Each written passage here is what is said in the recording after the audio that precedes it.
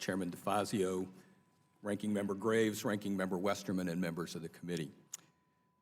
In May of 2000, I am Dennis McLerran. I'm the former EPA Region 10 Regional Administrator during the Obama years.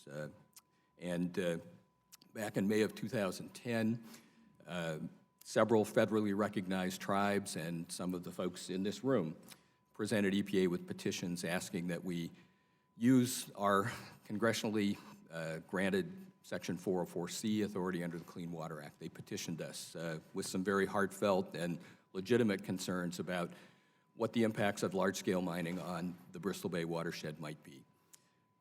When we heard those concerns from those folks, we spent many months deciding how to respond to those petitioners. They wanted us to use Section 404C of the Clean Water Act. We decided that instead of immediately using Section 404C of the Clean Water Act, we would do a scientific assessment, an ecological risk assessment of the risks to the watershed and to the salmon resources in the watershed from large-scale mining. And as Madam Chairwoman and Chair DeFazio have said, this is a very rich area.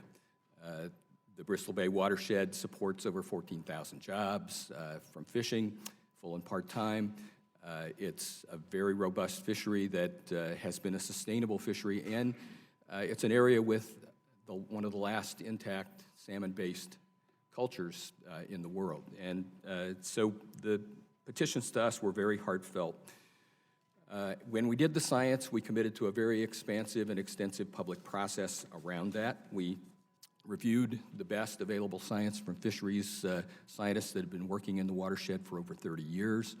We've reviewed all the literature. We brought together a group of very talented scientists to prepare the watershed assessment. We released 2 drafts of the watershed assessment for public comment. We had a large series of public meetings in Alaska. We received over 1 million public comments on the science that was done. In developing the assessment, we also did an extensive independent peer review of the science that was done. So we followed EPA's and OMB's highly influential scientific assessment guidelines and independently peer reviewed the work in 2 rounds. The Bristol Bay assessment found that the Bristol Bay watershed, while enormously productive, was also enormously vulnerable to the impacts of large-scale mining. And the owners of the Pebble Mine claims have, in their own report filed with the Securities and Exchange Commission in 2011, identified the pathway there for a mine of unprecedented scope and scale in North America. The Bristol Bay assessment found that the watershed, while enormously productive ecologically, is deeply vulnerable to the impacts of large-scale mining. The assessment concludes that a large-scale mine at the Pebble site would pose risk to salmon and to communities in the Bristol Bay watershed that have depended on the salmon for thousands of years. And EPA ultimately decided, once that 3-year process of developing the science and getting extensive public comment on it, that the impacts of the Pebble Mine would create unacceptable adverse impacts on fishery resources unless limits were placed on the scale of mining at the site. And EPA issued a proposed determination that would have protected Bristol Bay and placed limits on the scope and scale of the mining, the amount of stream miles that could be lost, the amount of wetlands and lakes and ponds that could be destroyed. And that process did not prevent Pebble from applying for a permit with the Corps of Engineers. It was not a veto, and it did leave the pathway open for a Corps permit application. However, despite Pebble having come to me multiple times and come to members of Congress and the public and saying they were going to file a permit application, likely during the pendency of us doing the science, they didn't initiate that permitting process until 2018.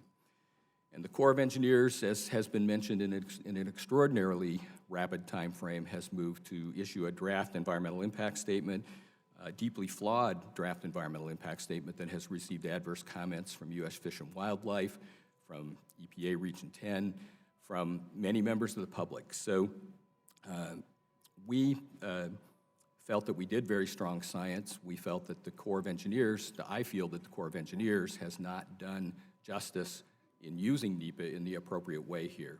They've done a very fast and slipshod process that's deeply flawed.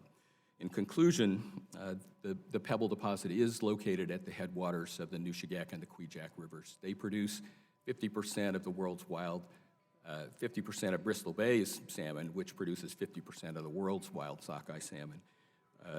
And this mine would have significant impacts, and just as importantly, it would open up the watershed to become a mining district because it would put in the roads and the infrastructure that would allow other mines, and there are many other deposits in the watershed that would be developed. So I implore the committee to explore this more deeply, get the Corps of Engineers to do an appropriate process, and move this forward.